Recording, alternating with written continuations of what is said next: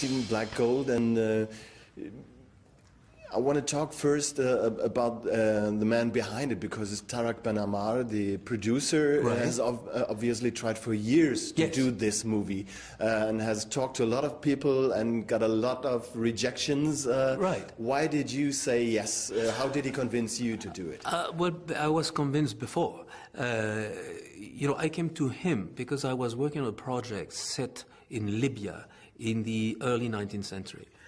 Because I was after a project that would take me to this world, Arabia, which has been forgotten. So now for the last 20 years I've been researching. And when we met, I met him as a co-financer for this project called Tripoli, that maybe Ridley Scott is going to do. While we were talking, he said, there's something you should read. That is a magnificent novel written by a German Swiss who researched for years. His story basically is inspired by the real history of Ibn Saud, and it's so well researched that it's one of the best books about this world. And I was about to leave for Oman with my family, and I read that novel on a dune, I remember, facing sunset, very romantic. And I called him. I said, listen, before doing this movie in Libya, I want to do this one. It's a great project. And the fact that the central character was a young man, a young prince, split between his two fathers. Well, you know, I have been that. I had two fathers, the one that gave me life and the one that educated me. So it was very close to me, very much along the themes I like. The central themes is modernity versus tradition, and this is something we're still, in our region, struggling with. So I felt it was a universal fable that would allow me to travel with you and take you to an unknown world. Mm-hmm. I had never heard of the author Hans Rüsch before, and I wondered a bit, tried to find out, has he actually traveled to Arabia, or is it more his imagination, like the German author Karl May, who never visited the United States? Exactly. He is basically someone who prefers research. So he was living in the mountains, I think, and spent all this time reading ethnological stuff. He had done before a beautiful book about the Inuits, the Eskimos, and I don't think he traveled over there. But it's one of the best books that you can read on Inuit culture. In the movie, I was quite surprised how colorful you describe Arabia. I also always thought, well, costumes might be okay, black for the Tuareg, maybe white for the Saudi, but it's much more. Is it? How much imagination is there? But you know what?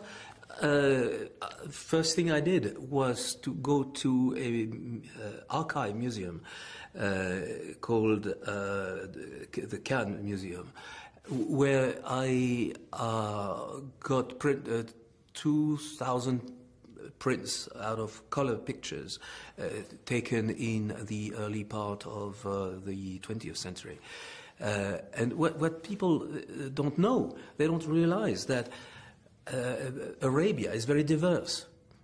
Probably people discover that now with television. They are hearing about tribes and all that, but it's a continent, you know, with some people were influenced by the Ottoman Empire, therefore they still wear the costume that the Turks were wearing in the 18th century.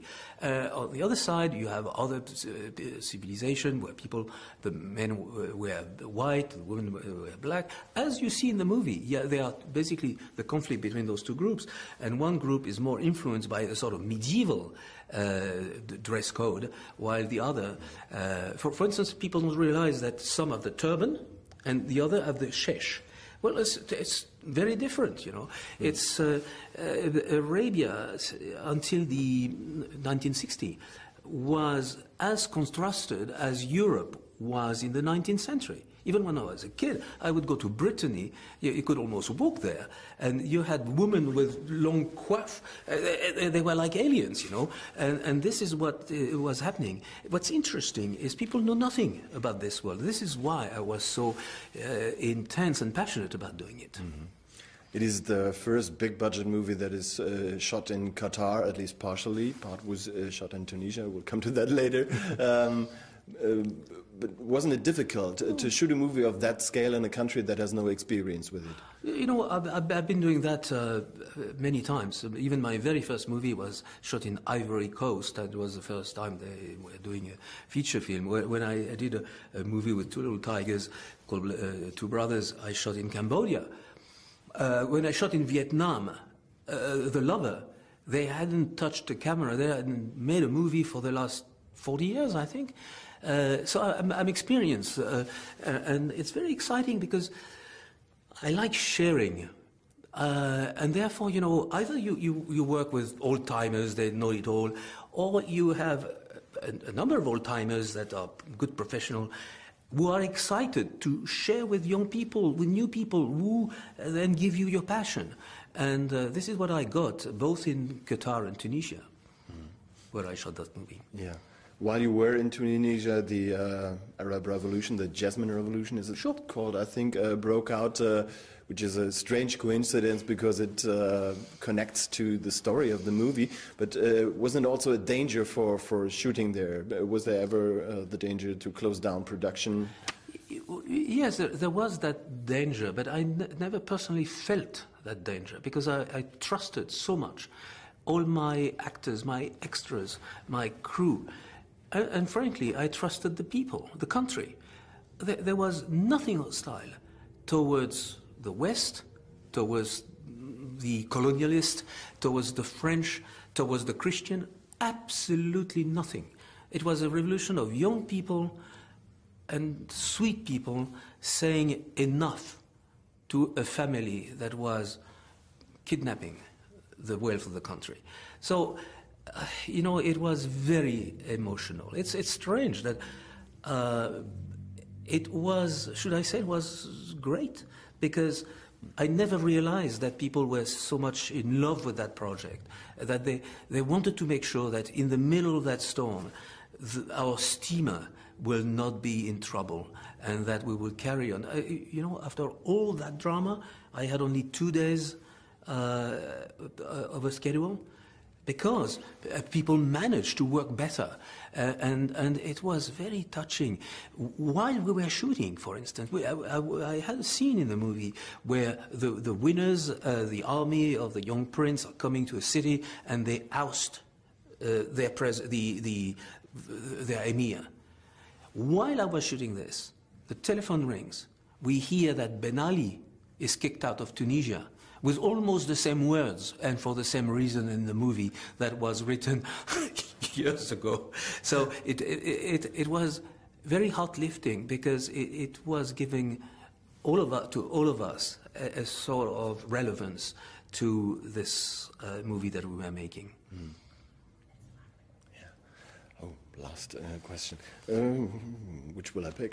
For an epic, which is also little homage to Lawrence of Arabia. I think a 130-minute movie is quite short, actually. Do you plan on releasing a longer version also of this? Is there material for that? No, you know, I like short movies. I always think of people having to go back home because there's a babysitter or all that. Yes, of course, I could have done 5 hours. I have a number of extremely beautiful shots that could last longer. But I always feel that if I can tell my story in a shorter amount of time, that's probably better. You know, there is a famous novelist in France that one day came to his publisher with a very thick book, and he said, "I'm sorry, I had no time to make it short."